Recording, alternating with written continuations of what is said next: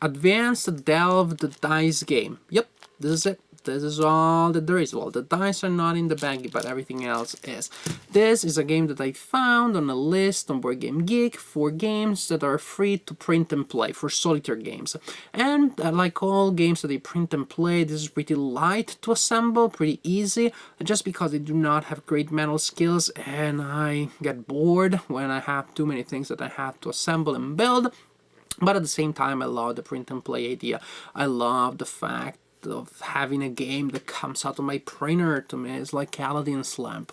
Also, recently I played and enjoyed Elder Sign, a dice game with a horror theme, so I felt like playing more thematic dice games. And this game was perfect for that because this is a fantasy dice game.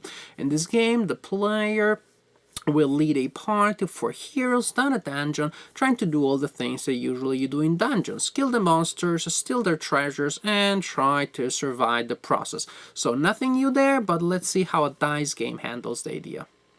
At the beginning of each game, you will form your party of heroes by selecting 4 heroes among the 8 that come with the game.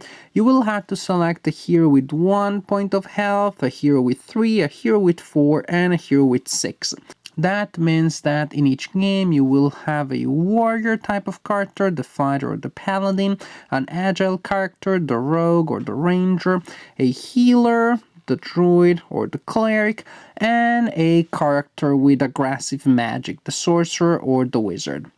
Before starting the game, you will create your dungeon using the cards on this deck. So yeah, there is a good number of dungeon cards. Each card will describe an encounter that will happen and you will have to resolve as you flip that card. You can play one of the scenarios that come with the game that will instruct you about the type of encounters that you will have and the order in which they will appear. You can create your own scenarios. You definitely have enough cards to do so. Or you can also simply play the random game, in which case you shuffle the dungeon deck and then you draw and resolve encounters one at a time. And then it will be up to you if after an encounter you decide to leave the dungeon. In that case, the game is over and you count the experience points that you gained from all the encounters that you resolved. Or if you choose to stay and then all of your party members die during an encounter, the game is over and you lost in that case. As you can see, by the way, these dungeon tiles all only have 1 entrance and 1 exit, so it is going to be a pretty linear dungeon. You can also add treasures and traps. If you're playing a scenario, the scenario will instruct you on which ones of these cards you're going to use. If you're playing the random game, then again, then it works differently. You will have to spend experience points to draw a card from this deck, hoping to get a treasure, but you may also end up getting a trap instead. And as you can imagine, treasures will give you different types of advantages, whereas traps are not going to be as good to you. Yeah, actually, they're not going to be good at all to you. Each turn you will have an encounter to resolve, and unless differently specified in the text of the encounter, your heroes will attack the opponent first. When you're attacking an opponent, you roll 6 dice up to 3 times.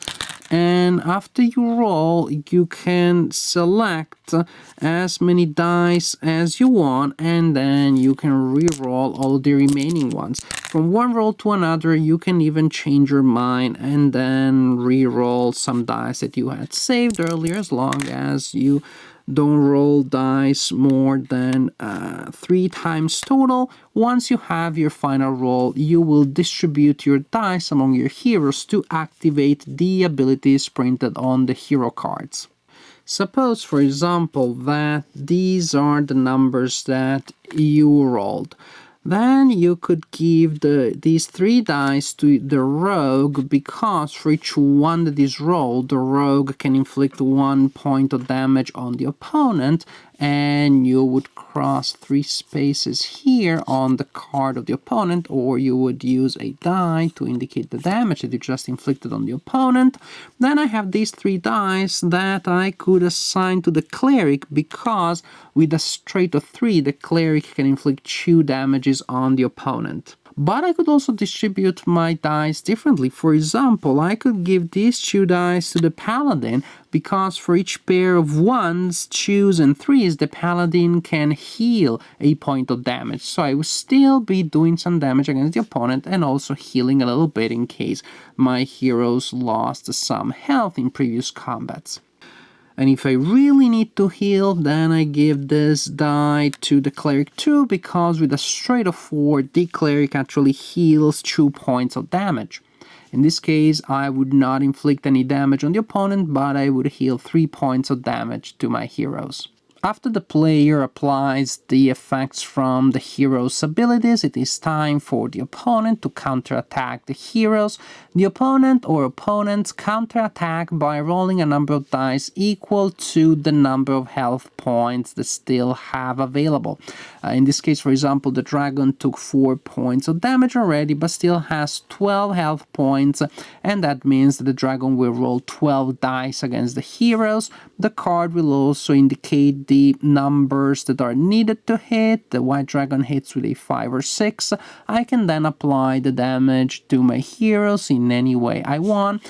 There may also be other effects that will apply, and actually in most cases there will be effects that will apply and will make different types of encounter different from one another. For example, against a white dragon, any hero that takes damage cannot use their abilities during the next round. Ouch, this can be pretty bad. And that also means that probably when I take damage from the white dragon, I will try to give as much damage as possible to one hero instead of distributing damage, because that will allow more of my heroes to be able to attack next turn. And to give you a sense of the different types of encounters that you may have to face the goblin archers that do not allow you to roll during the first round. They get that free shot. The winter wolves, their frostbite causes every hero that takes any amount of damage to also get an extra point of damage. The frost giants do not have any special power, but they hit on 4, 5, or 6. Usually monsters hit on a 5 or 6. The warlocks, for every hit that they inflict on your heroes, they heal 1 damage. The assassin vine does not attack normally. If it is damaged in a round, any hero that inflicted the damage takes a hit as well. But if you do not damage her, every hero takes a hit. Balor does not attack normally. You roll 3 dice for him, and if you rolled 1 or 2 6s, you destroy a hero. If you roll 3 6s, all heroes are dead. So as you can see, great variety, a lot of different encounters, and also different strategies that you will have to use against each monster. And if you're wondering about the differences between Delve the Dice game and the advanced version, you can just look at the very short and cute looking rule book, and you see that there are 2 advanced rules. One is that after rolling for your heroes, you can save 3 of your unused dice and use them next round, so you have more flexibility there. You can carry over results from one round to another. That advanced rule is that your opponent can become desperate if you do not inflict or take any damage for 2 consecutive rounds. You roll a die and you inflict that amount of damage on your party. So you'd better keep hitting your enemies regularly. This clearly is a simple game, not the deepest game out there, but it still has interesting challenges. It presents you with interesting decisions, especially when you're trying to decide whether or not you want to push your luck and in which direction you want to go. It delivers a decent sense of theme coming from the characters and the monsters, but also I like the fact that there is a lot of variety that really, from different heroes and different monsters and traps and treasures, you can create a lot of different situations. The replay value is definitely good. Bottom line, this is an enjoyable little game, a filler, a game that you will play at night when it is late, no one is around, and you don't feel like setting up anything more complex.